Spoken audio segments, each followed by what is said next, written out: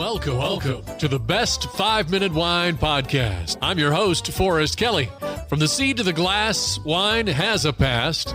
Our aim at the Best 5-Minute Wine Podcast is to look for adventure at wineries around the globe. After all, grape minds think alike. Let's start the adventure. Our featured winery is...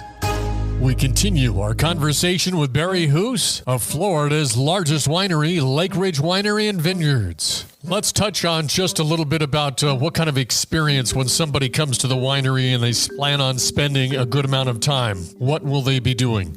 So in our typical guided tour, when I say that, they stay within the building. Our main building is fairly large. It has a second floor.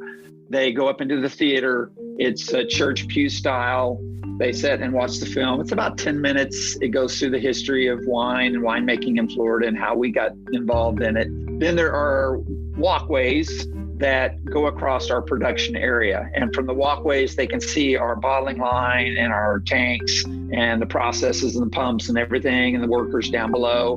The guide would explain to them what's going on. We have cold stabilization going on, or we've got bottling going on, or whatever might be happening at the time. They then walk outside. We have an outdoor balcony on the back of the building that overlooks our crush deck and the vineyards. So they can see the vineyards from there. They can see the crush deck and the equipment, the presses, must pumps, and all that kind of stuff.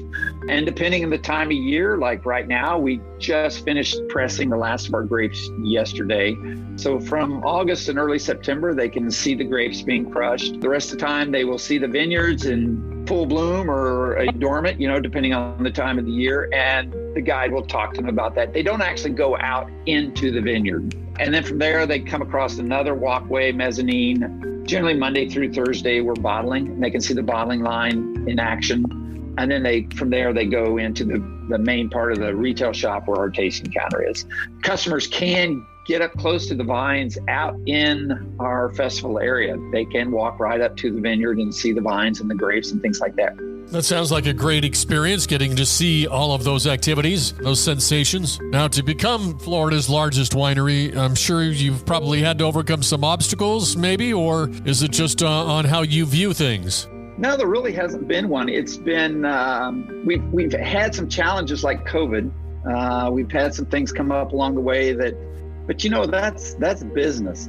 It doesn't matter whether you're in the wine industry or printing business or you're making tractors or whatever, things come up. And that's the job of upper management, to make sure that the employees are prepared, that the building is ready to go, that you have the proper equipment. I tell people my job is to make sure everybody else has what they need to do their job. And it's gone, I'm going to knock on wood here, it's gone pretty smooth considering, all the challenges. We have really good people. That is the key. Every problem that you have in your business, it's a people problem. Like if you have the right people, you can solve any kind of problem. The first thing you have to do is really make sure that you get the proper people in place in all the jobs, as they say, the right people on the seats in the bus kind of a thing. Pre-COVID in 2019, I see where Florida had over 130 million visitors, tourists. So out of those people, when they visit the winery, are you seeing some kind of commonality between the novice and the experts in your visitorship?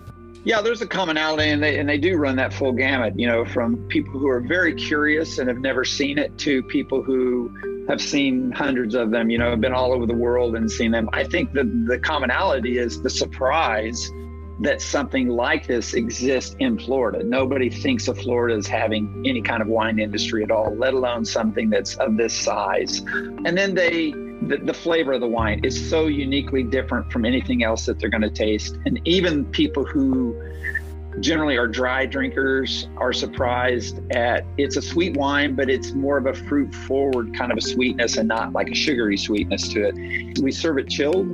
It's very refreshing. It's something that goes well with the Florida climate. Will somebody answer that phone? It's time, boys and girls, for our listener voicemail. Hi, this is Karen from Great Falls, Montana, and I'm just kind of wondering what wine is good for the body, good for my health. If you're in it for the health aspect, Pinot Noir is hands down the number one grape, as it has the highest level of resveratrol, which is an antioxidant. And in clinical studies, it is shown to lower bad cholesterol and blood pressure. And it's been shown to have lower sugar content and fewer calories.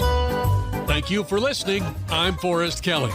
This episode of the Best 5 Minute Wine Podcast was produced by iHism. If you like the show, please tell your friends and pets and subscribe. Until next time, pour the wine and ponder your next adventure.